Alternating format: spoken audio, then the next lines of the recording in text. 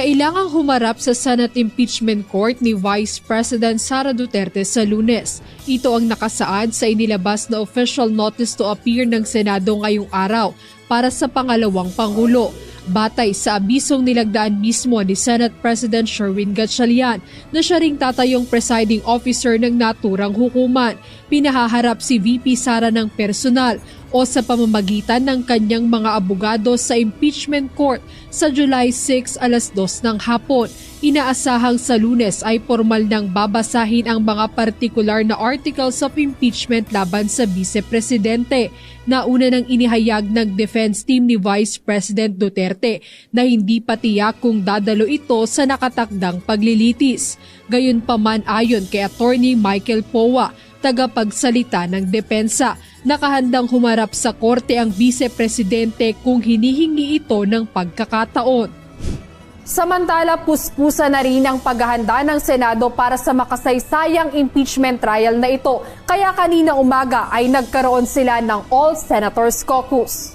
Dinaluhan ito ni na Senate President Sherwin Gatchalian, Senate President Pro Tempore Vicente Tito Soto III at Senate Majority Leader Juan Miguel Mig Zubiri.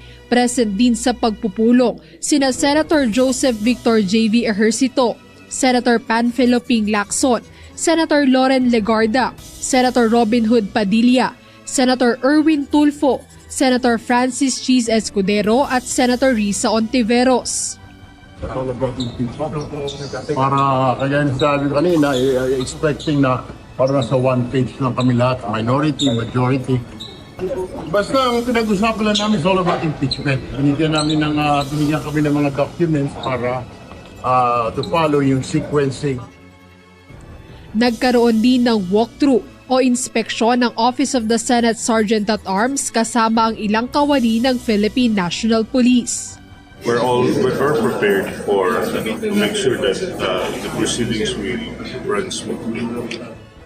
Bagamat magiging bukas sa publiko ang paglilitis, limitado lamang ang maaaring makapasok sa session hall.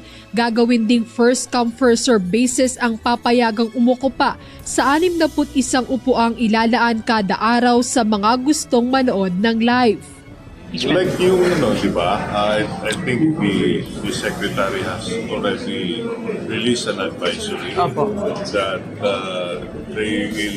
public will be allowed through BMS, first come, first serve basis.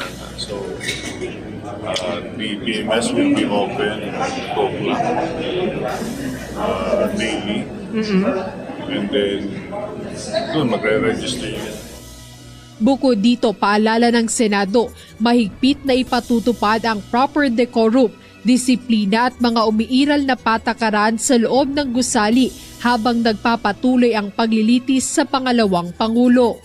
Jedne Resina, UNTV News and Rescue. Diyos ang aming sandigan, serbisyo publiko ang aming pinahahalagahan.